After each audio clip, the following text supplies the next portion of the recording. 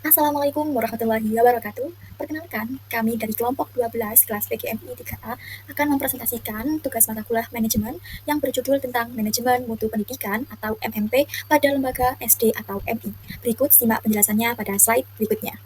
Sebelum memasuki pembahasan selanjutnya, izinkan saya untuk memperkenalkan dua anggota kelompok yang lain, yakni pertama saya sendiri Ainun Lutfia dengan NIM akhir 086 dan juga ada teman saya Faizatul Mila dengan NIM akhir 018 dan juga Frisha Fandia Azizi dengan NIM akhir 022 yang terbagi menjadi 4 materi pokok. Yang pertama yakni menjelaskan tentang pengertian manajemen mutu pendidikan MMPSDMI, kedua menjelaskan tentang karakteristik manajemen mutu pendidikan, yang ketiga tentang standar manajemen mutu pendidikan, dan yang terakhir yakni strategi manajemen mutu pendidikan SD atau MI. Manajemen mutu pendidikan dilatar belakangi oleh beberapa masalah, yakni terutama pada pendidikan harus memperhatikan manajemen mutu atau biasanya disebut MMP. Pada MMP ini meliputi tentang perencanaan, pelaksanaan proses, evaluasi, dan juga pengembangan kurikulum yang tentunya disesuaikan dengan kebutuhan siswa dan perkembangan zaman. Kualitas pembelajaran sangat bergantung pada peran seorang guru sebagai orang utama dalam proses belajar mengajar.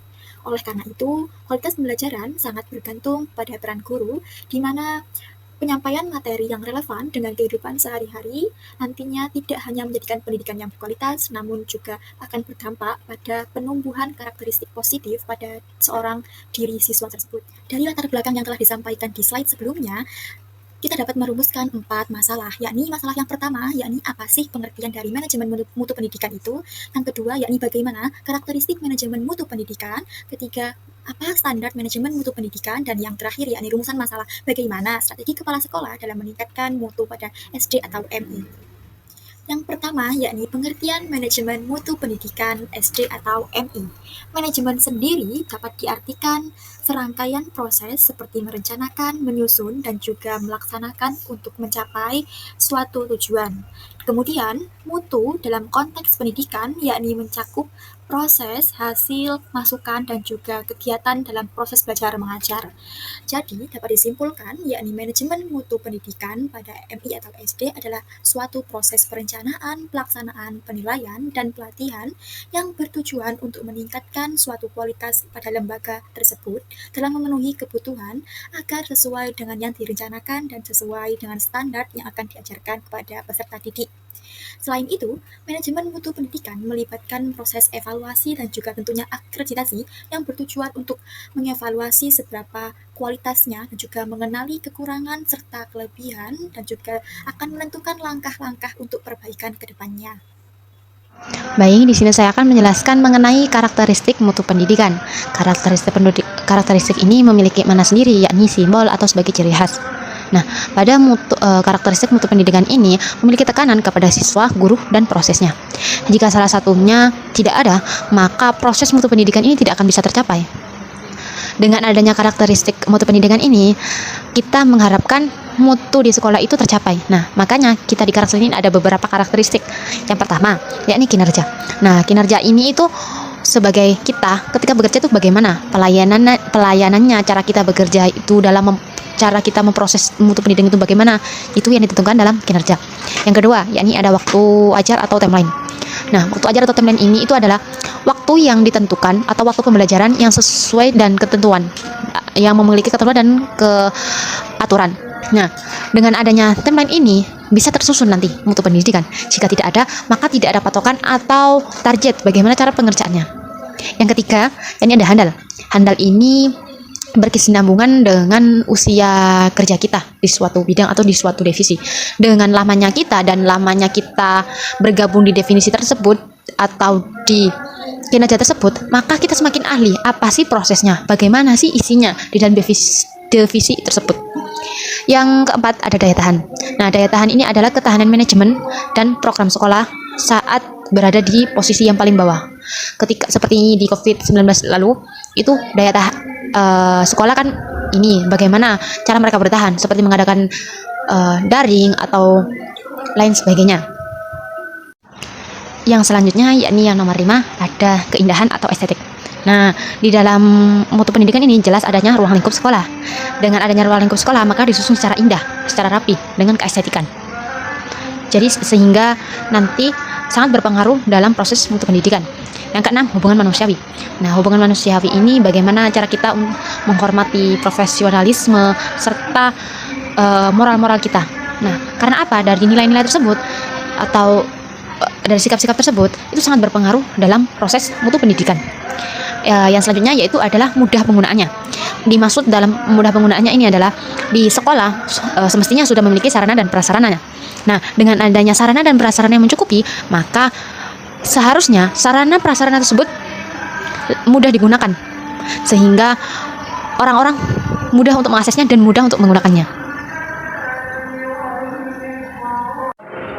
Selanjutnya yakni ada bentuk khusus atau feature. Nah, maksud dari bentuk khusus ini adalah mutu pendidikan dalam sekolah itu seperti apa sih contohnya?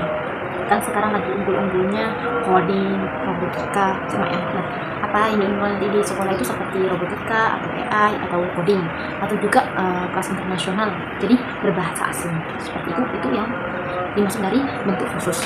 Nah, yang selanjutnya yaitu standar ketentuan. Nah, standar ketentuan ini itu mutu pendidikan ini sudah sesuai dengan ketentuan pemerintah. Jadi semisal kayak kurikulum di sekolah, di pemerintah menerapkan di tapi sekolah harus menerapkan di juga. Nah, contohnya seperti itu. Tapi contoh tadi itu di kurikulum. Tapi kalau untuk pendidikan nanti ada sebenarnya. Untuk selanjutnya yaitu konsisten. Jadi untuk pendidikan ini itu kalau bisa itu stabil. Katanya stabil.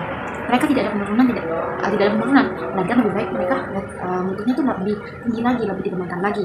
Seperti itu. Jadi minimalnya itu disamaratakan mutunya. Kalau direndahkan jangan. Untuk selanjutnya yaitu seragam.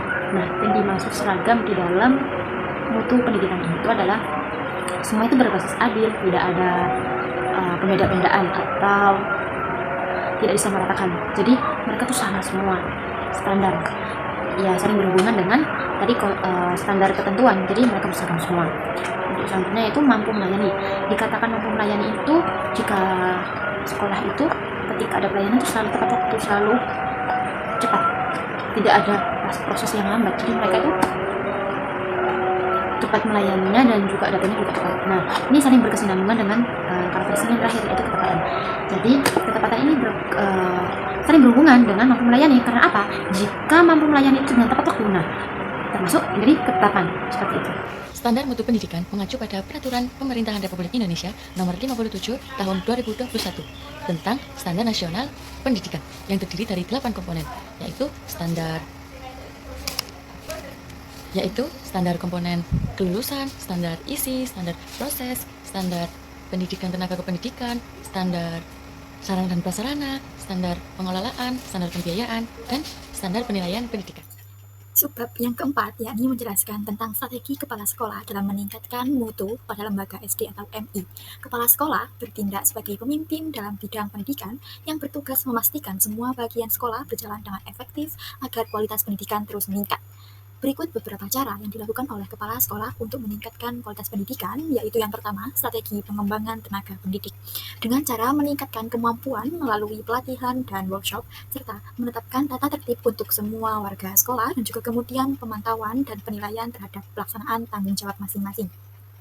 Strategi kedua yakni strategi pembelajaran dengan cara mengembangkan kurikulum yang disesuaikan dengan kebutuhan zaman dan juga kebutuhan siswa. Kemudian pada akhir proses pembelajaran dilakukan pemantauan dan evaluasi terhadap proses belajar mengajar. Strategi ketiga yakni meningkatkan prestasi akademik dan non-akademik dengan cara meningkatkan hasil belajar siswa seperti mengadakan bimbingan belajar, remedial atau asesmen. Kemudian untuk non-akademiknya bisa melalui minat dan bakat dari ekstrakurikuler, mengembangkan kewirausahaan, dan kegiatan lainnya. Strategi keempat yakni strategi sarana dan prasarana dengan cara meningkatkan atau merencanakan dan mencatat data inventaris dan juga tetap menjaga sarana prasarana tersebut akan tetap terjaga dan terjamin kualitasnya. Baik, saya akan melanjutkan penjelasan dari teman saya mengenai strategi kepala sekolah untuk meningkatkan mutu pendidikan. Selanjutnya kan ada strategi penguatan manajemen dan pembiayaan. Nah, maksud dari strategi penguatan manajemen dan pembiayaan ini, pihak sekolah menyusun rencana kegiatan dengan anggaran yang sudah ada di sekolah dan sudah dapat dari pemerintahan, anggaran di sekolah berapa, dan kegiatannya seperti apa. Dan setelah melakukan seperti itu, mereka juga harus melaporkan pertanggungjawaban dan melaporkan hasilnya, keuangan tadi dibuat apa dan sebagaimana, dan itu pembuktiannya secara terbuka. Selanjutnya ada strategi hubungan sekolah dan masyarakat. Maksudnya dari strategi hubungan masyarakat dengan sekolah ini yaitu melibatkan antara wali murid melalui komite sekolah. Nah, di situ kenapa harus melibatkan wali murid? Karena apa? Untuk membangun hubungan dan komunikasi agar tahu bagaimana dalam sekolah dan kegiatan sekolah yang emang nantinya berpengaruh terhadap di lingkungan sekitar sekolah. Yang terakhir ada strategi penjaminan mutu dan evaluasi. Di sini dari adanya rencana disebut itu menjadi dipertanggungjawabkan oleh yang menyusun. Nah, penyusun ini itu bertanggung jawab terkait rencana baik objektif dan semuanya yang hingga berkelanjutan, serta memantau evaluasi setiap kegiatan. Jadi mereka itu ya sebagai pengawas dan sebagai pemantau dengan adanya rencana-rencana yang telah dibuat dan telah disepakati oleh sekolah agar rencana-rencana tersebut bisa berjalan dan meningkatkan mutu pendidikan sekolah. Kesimpulannya, manajemen mutu pendidikan adalah proses yang mencakup perencanaan, pelaksanaan, penilaian, dan pelatihan. Tujuannya adalah untuk meningkatkan kualitas lembaga pendidikan agar dapat memenuhi kebutuhan sesuai dengan rencana dan standar yang telah ditetapkan. MMP juga melibatkan evaluasi dan akreditasi untuk menilai kualitas dan mengidentifikasi kekurangannya dan menentukan langkah-langkah perbaikan yang perlu diperbaiki atau yang perlu dilakukan. Kesimpulan yang kedua yakni karakteristik mutu pendidikan adalah sebuah sistem dengan ciri khusus yang tidak hanya dilihat dari hasil akhir, tetapi juga dari berbagai cara kerja guru dalam menghasilkan lulusan yang berkualitas. Manajemen hubungan antara sekolah dan masyarakat serta aspek estetika dan etika juga penting dalam menciptakan lingkungan yang baik. Kualitas pendidikan didukung oleh fasilitas yang mudah digunakan dan memiliki keunikan yang membedakan sekolah, serta layanan harus konsisten dan bebas dari diskriminasi. Kesimpulan yang ketiga, dapat disimpulkan bahwasanya standar kualitas pendidikan di Indonesia merujuk pada Peraturan Pemerintah Nomor 57 Tahun 2021 tentang Standar Nasional Pendidikan. Terdapat 8 standar utama yang menjadi pedoman nasional. Semua standar tersebut bertujuan untuk menjamin kualitas pendidikan agar menghasilkan lulusan yang kompeten dalam pengetahuan, keterampilan, dan karakter. Kesimpulan subbab yang keempat, yakni kepala sekolah memegang peranan yang sangat penting dalam meningkatkan kualitas pendidikan.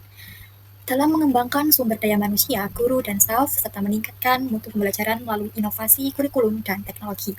Kepala sekolah juga bertanggung jawab atas prestasi siswa, pengelolaan keuangan yang transparan, serta membangun hubungan baik dengan masyarakat, dan juga melakukan pengawasan serta pengevaluasian dalam sehari-hari. Berikut adalah penjelasan materi dari manajemen mutu pendidikan pada lembaga SD atau MI yang telah disampaikan oleh kelompok 12. Kami mohon maaf yang sebesar-besarnya bila ada salah kata atau salah pengucapan. Terima kasih yang sebesar-besarnya. Kami akhiri. Wassalamualaikum warahmatullahi wabarakatuh.